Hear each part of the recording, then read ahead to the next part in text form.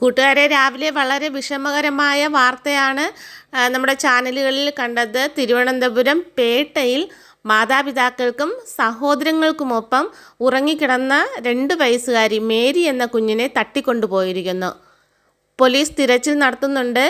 രാത്രി 12 മണിക്കും 1 മണിക്കും ഇടയിലാണ് കുഞ്ഞിനെ കാണാതായത്. ബൈക്കിലെത്തിയവർ തട്ടിക്കൊണ്ടുപോയെന്നാണ് മാതാപിതാക്കൾ പറയുന്നത്. ഇവർ നാടോടി കുടുംബമാണ്. ഇപ്പോൾ 10 മണിക്കൂറായിട്ടും കുട്ടിയെക്കുറിച്ച് ഒരു വിവരവും ലഭിച്ചിട്ടില്ല. എത്രയും പെട്ടെന്ന് കുട്ടിക്ക് ഒരു ആപത്തും ഉണ്ടാകാതെ എത്രയും പെട്ടെന്ന് തിരിച്ചു കിട്ടാൻ നമുക്ക് പ്രാർത്ഥിക്കാം. കുഞ്ഞിൻ്റെ ഫോട്ടോസ് എല്ലാവരും ഒന്ന് ഓർത്ത് വയ്ക്കണേ. വർഷത്തിൽ കുറച്ച് ദിവസങ്ങൾ ഇവർ കച്ചവടത്തിനായി തെരുവിൽ വന്ന് ടെൻ്റ് അടിച്ച് താമസിക്കാറുണ്ട്. പിന്നെ വേറെ സ്ഥലങ്ങളിലേക്കും പോകും കച്ചവടത്തിനായിട്ട്. ഇവർക്ക് 4 കുഞ്ഞുങ്ങളാണ്. പോലീസ് പല സംഘങ്ങളായി തിരിഞ്ഞ് അന്വേഷണം നടത്തുന്നു. ബീഹാർ സ്വദേശികളാണ്. ഭാഷാപരമായ പ്രശ്നങ്ങൾ ഉണ്ടായിരുന്നതുകൊണ്ട് കാര്യങ്ങൾ പോലീസിന് മനസ്സിലാക്കാൻ കുറച്ച് സമയമെടുത്തു. യഥാർത്ഥത്തിൽ തട്ടിക്കൊണ്ടുപോകലാണോ അതോ മറ്റെന്തെങ്കിലും ഇതിൽ ട്വിസ്റ്റ് ഉണ്ടോ എന്നും അന്വേഷിക്കുന്നുണ്ട്.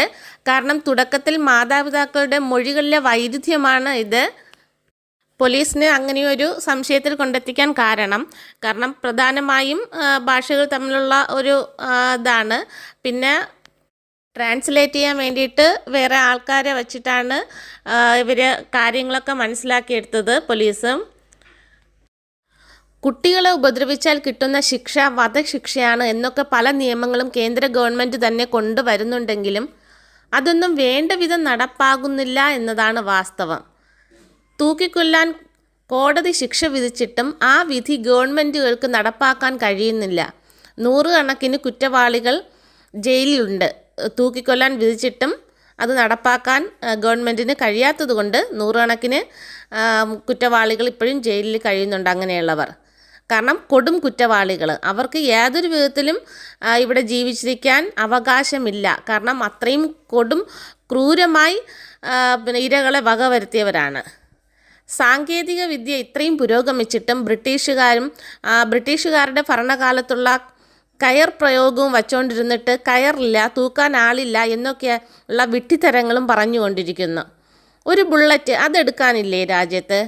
100 വർഷത്തിന് മുമ്പുള്ള കയറിൽ പിടിച്ചു തൂങ്ങുന്നു നിയമങ്ങളും ഭരണകൂടവും കോടതികളും. എന്നാണ് ഇവിടെ ഒരു മാറ്റം ഉണ്ടാകുന്നത് ഇന്ത്യയിൽ?